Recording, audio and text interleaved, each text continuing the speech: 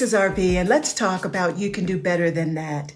You know, there are many women who go above and beyond to make a relationship work, and sometimes to the point of bending over backwards.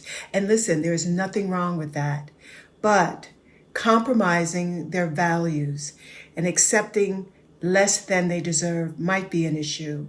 Some women will lower their expectations because in reality, they don't believe in their worth, that they are worth having the right man.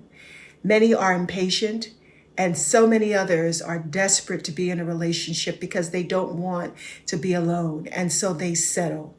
You can do better than that. They will look past all the red flags, holding out hope that the man will change, or worse, they take on the burden of thinking they can fix him. But you know, we can't fix another person. We can't fix a man. First, it's not in a woman's job description to fix what's broken. And we don't have the ability or the skills or the knowledge to do it. Fixing people who are broken is a job for God or for a therapist.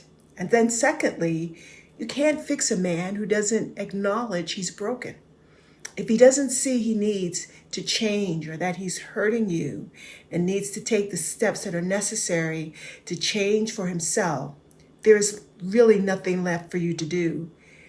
Women, we fix a lot of things, and I understand why you think you can fix a man. But what about waiting on a man you don't have to fix? Thinking you can fix him is a no-win situation because it's not sustainable. You will be emotionally broken when you finally realize it's impossible. In fact, there are women who have developed sicknesses in the process of trying to fix a man. And then there are other women who have given away their life savings because they wanted to fix, they wanted to make the man what they thought he should be or could be. There are women who are mentally troubled because of the constant rejection that they've been dealing with an emotionally unavailable man. This kind of man is unwilling and unable to be present with his emotions without denying or rejecting them. Some emotionally unavailable men have suffered past trauma and they fear intimacy, or they don't know how to feel comfortable with experiencing emotions. And so what happens is they push the women in their lives away. Sometimes they even push away their children. They have this unrealistic expectation, though, that the woman will stay around rather than seeking the help they need so they're not struggling anymore. So women, if you know that you're in a relationship with an emotionally unavailable man or with a man that's abusive or controlling, I'm sure you feel distant, you feel confused and frustrated. But rather than leaving, you feel you need to stay in the relationship. No matter how mistreated you are or how unfulfilled you are, but you don't have to settle. You can do better than this. Here are a few indications that you may be with an emotionally unavailable man. First, he is reluctant to share personal thoughts and feelings and information. He refuses to open up and talk about himself, his past, his hopes and dreams, his plans, which means that it's going to be impossible for you to build a future with him because you don't know him. You can't create a life and strong, stable relationship with someone you don't know, who won't talk about what he needs from a woman or what he needs in a relationship, or who becomes angry when he's pressed to do so. You know, I have heard men say, why are you asking me all of these questions? Why do you need to know about what I'm thinking? Or there are men who feel that if they give you 10 minutes of their day, they've done a big thing. And then there are men who will religiously send emojis, which I suppose is to keep you interested, but refuse to talk about himself. This is a player, ladies. It's a red flag. So move on. Don't waste precious time with someone like this. You can't change him. He must want to change for himself before he changes for anyone. Players are emotionally unavailable and are only concerned about one person, themselves. If you're dealing with someone who has erratic behavior, some women stay. They stay with this person because of their inconsistent behavior.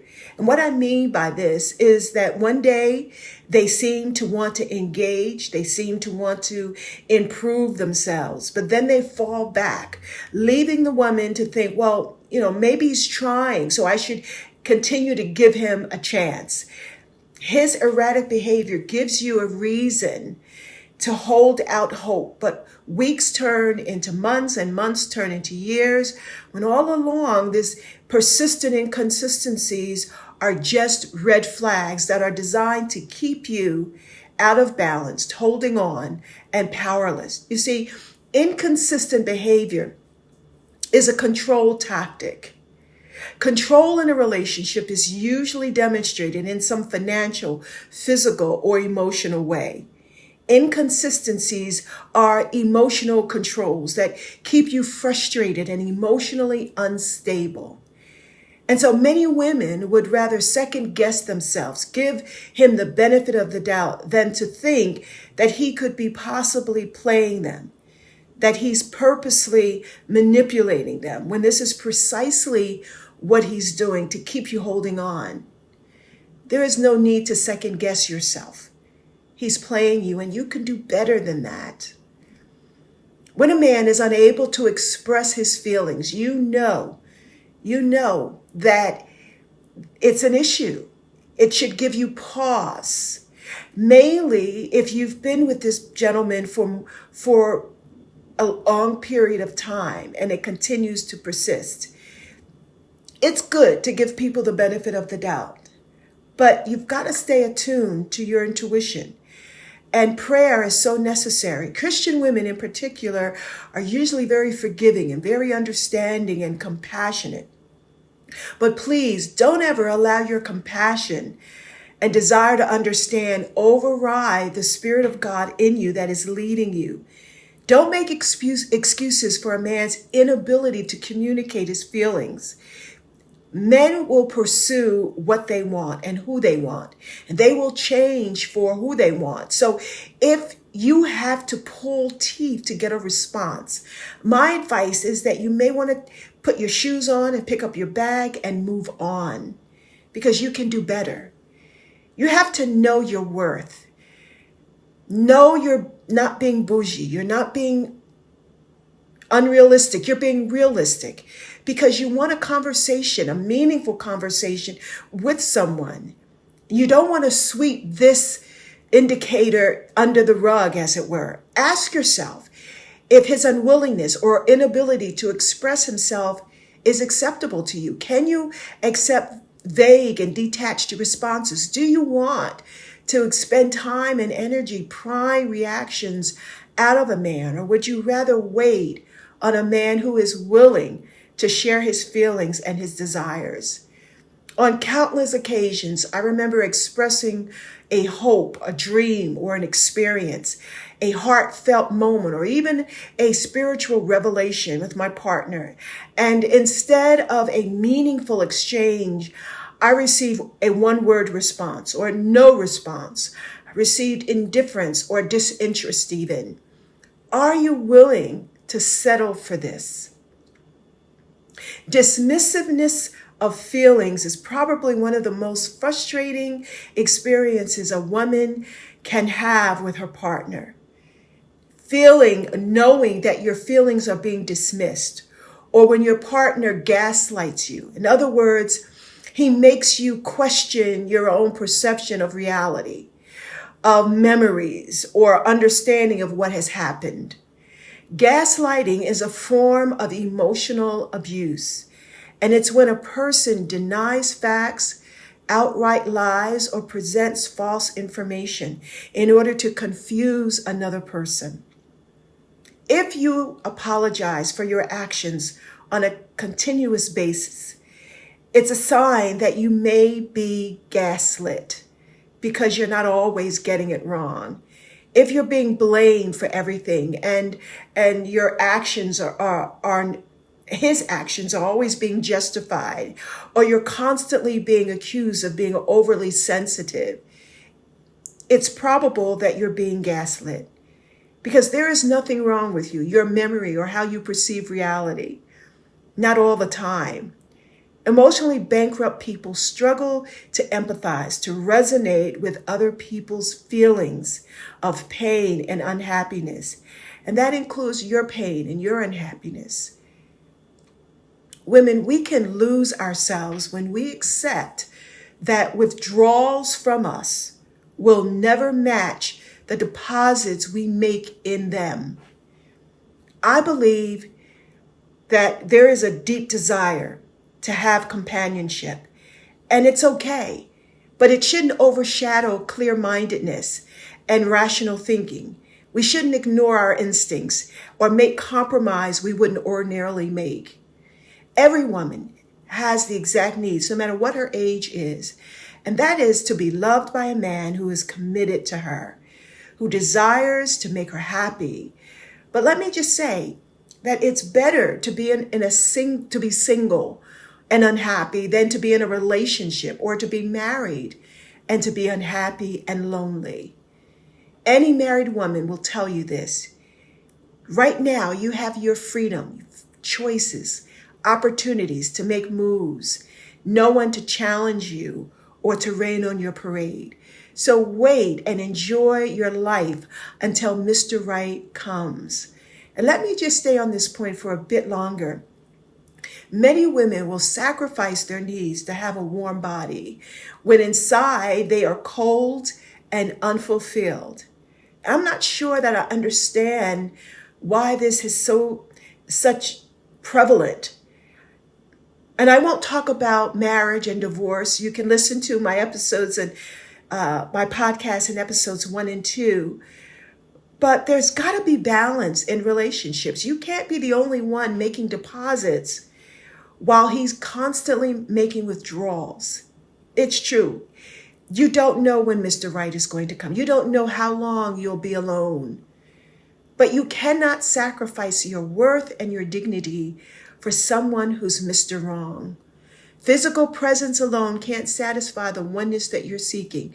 It might provide temporary comfort, but genuine connection goes deeper than a warm body. It's about emotional intimacy, mutual understanding, and a shared purpose. True fulfillment in a relationship comes from being with someone who sees you, wants to be with you, wants to build a life with you. Someone who respects you and values the bond that you share on every level and can communicate all of this hands down, period. A healthy relationship requires both people to contribute equally. Both should offer support and care. If one person is always giving and the other is taking, it leads to imbalance and eventually resentment. Relationships thrive when both sides invest in and nurture each other. Single women who've never married, are divorced or widowed, and still desire to be in a relationship should hold on to a few fundamental truths. First, that you are worthy and deserving of a partner who will truly love and care for you. Secondly, the wait will be worth it. It will be worth waiting for the right person. Thirdly, nurturing emotional and spiritual resilience is essential. You must find satisfaction and joy in your singleness while you are waiting. Because the mistake that so many make is allowing feelings of loneliness and hopelessness to overtake them, leading them to make poor decisions, settling for less than they deserve, and regrets. Instead, build a fulfilling life on your terms. Cultivate happiness and confidence, trusting that the right person will come when the time is right. I don't think you realize how strong you are, and that your strength, the strength you possess, is able to transform power and loneliness in pain and loneliness into power. Harness that power now in self-love, in resilience, and a sense of purpose to lift yourself and to move on by yourself. Now, I have to say that some women may make the mistake of mischaracterizing strength. Strength isn't being hard, emotionless, cynical, or vindictive. This is not strength. Strength isn't interested in inflicting pain on a man or trying to be the man. It's not holding grudges. A woman is strong because her strength is rooted in resilience and willingness to adapt, to grow, and to overcome adversity with grace and with determination. But being hard is usually a defense mechanism, and it results from being hurt and disappointed. It's a way of protecting oneself by appearing unbreakable or detached. This is oxymoronic. How can you expect to find the right man if you are detached and uncaring, demonstrating the same characteristics as the wrong man did?